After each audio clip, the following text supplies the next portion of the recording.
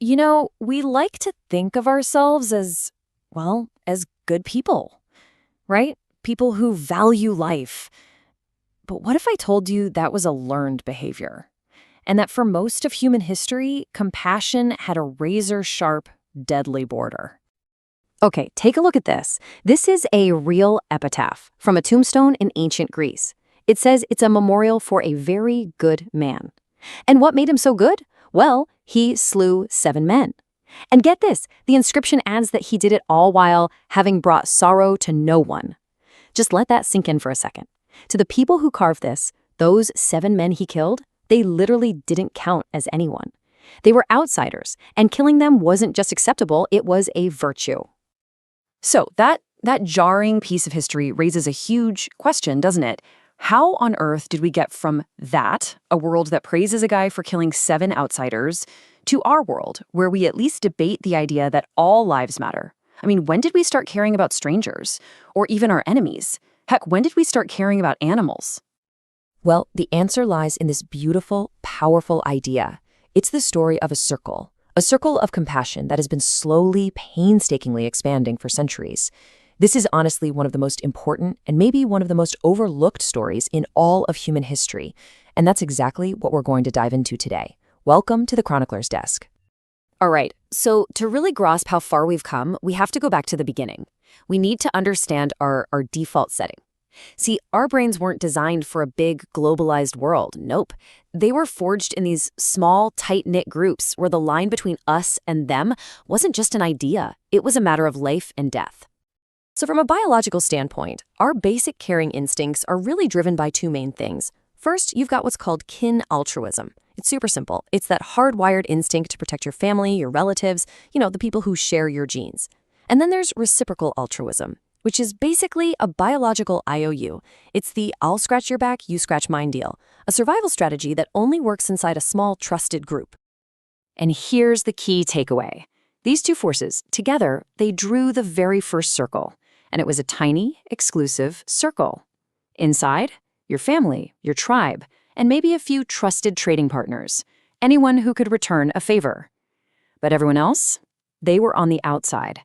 They were a competitor, a threat, or just irrelevant. Exactly like those 7 men on that Greek tombstone. Okay, so this leaves us with a huge puzzle, right? If our brains are literally hardwired for this tiny little circle, if the machinery of our minds is built for us versus them, then what in the world could be powerful enough to break that programming? What kind of force could make us expand that circle to go against our deepest instincts? The answer, it turns out, is a tool we originally developed for survival, but it had this incredible revolutionary side effect. That tool was reason. The ability to think logically, to spot when things don't add up, and maybe most importantly, to try and see the world from someone else's perspective. This was the spark that started to crack that biological circle wide open. Now, it wasn't an overnight change. For a long, long time, even with reason, those old instincts were still in charge. I mean, you had brilliant thinkers like René Descartes arguing that animals were basically just unfeeling machines, automata. And you can see why that's a convenient argument, right? Because if they can't feel, well, then their suffering doesn't matter. They stay firmly outside the circle. But then came a philosopher named Jeremy Bentham in the 18th century, and he asked a question that would change everything. And this is just a perfect example of how one powerful, logical idea can shift the world. He basically said, look, all our old tests for who matters, can they reason, can they talk, they're totally arbitrary. He proposed a brand new universal test. The only question that matters is this: can they suffer? And just like that, poof, the clean, simple lines of that old circle just melted away. Because if suffering is the one thing that matters, how can you possibly justify ignoring the pain of an animal or an enslaved person or someone from a different country when you care so much about the exact same pain in your own family? Reason had just exposed this massive, glaring contradiction in our old way of thinking, and once you see it, you just can't unsee it. Okay, that's a beautiful thought, for sure.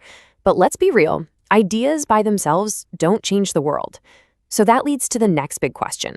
How did this philosophical light bulb moment actually start to change things in the real world? How did it get off the philosopher's page and into, say, our laws? So let's turn to the history books because this is where you can actually see it happening. The story of the last few hundred years is really the story of this idea being put into action. Slowly, yes, and painfully, but steadily, breaking down one barrier after another. And you can really see this slow but steady march forward. I mean, way back in 1641, the Massachusetts Bay Colony passes one of the first laws anywhere protecting animals from cruelty. Fast forward to 1822, and the UK passes a national law against it. Then science gives it a huge push. Darwin's On the Origin of Species in 1859 doesn't just upend biology, it upends morality by scientifically proving we're related to animals. And all of this builds up to the modern animal rights movement, kicked off by philosophers like Peter Singer, who just took the logic we used for civil rights and applied it to animals. And Darwin himself, wow, he saw this connection so clearly. Years before he even published his famous book, he wrote this in a private notebook. He directly compares how we treat animals to slavery. He saw that it was the exact same flawed logic, the same arbitrary line in the sand that was used to justify both. It's like once you expand the circle to include one oppressed group, logic just demands that you ask, well, who's next? So this whole explainer is about how a powerful idea can expand and change the world, right? Well, if you believe in the power of sharing ideas like this one, you can actually help us expand the circle for curious minds everywhere. It's really simple. If you could take a second to like this explainer, subscribe to the Chronicler's Desk, and maybe share it with a friend, it genuinely helps. Every click helps this story reach one more person, expanding the conversation. It's the absolute best way to support the channel, so thank you. It really means a lot. Okay, let's bring this right into the here and now, because this journey, it is far from over. The exact same battle between our old instincts and our power of reason that shaped the past, it's happening right now, inside all of us, defining the boundaries of our compassion today. I mean, the big takeaway here is that we have lived through an incredible moral revolution. There's no denying it. The circle has expanded. We've gone from only caring about our tiny tribe to, at least in principle, recognizing that we have obligations to all human beings. We've come such a long way from that guy on the Greek tombstone. But that brings us to the final question, and honestly, it might be the most important one. Who is still outside our circle of compassion today? Who are the people or the beings that we still, consciously or not, treat like they just don't count? Is it future generations, people on the other side of a political fence, certain kinds of animals, maybe even AI? Your answer to that question, well, that reveals the boundaries of your own empathy. Right now, and it points to what the next chapter of this incredible story is going to be. Because this isn't just history we're talking about. This is a story that's still being written, and every single one of us is holding a pen. Because if this whole journey through history teaches us anything, it's this. None of this progress was guaranteed. It wasn't some kind of miracle. It happened because people made a choice. They chose reason over instinct. They chose to ask the hard questions. And they chose to expand their circle one painful inch at a time. And now, that choice is ours.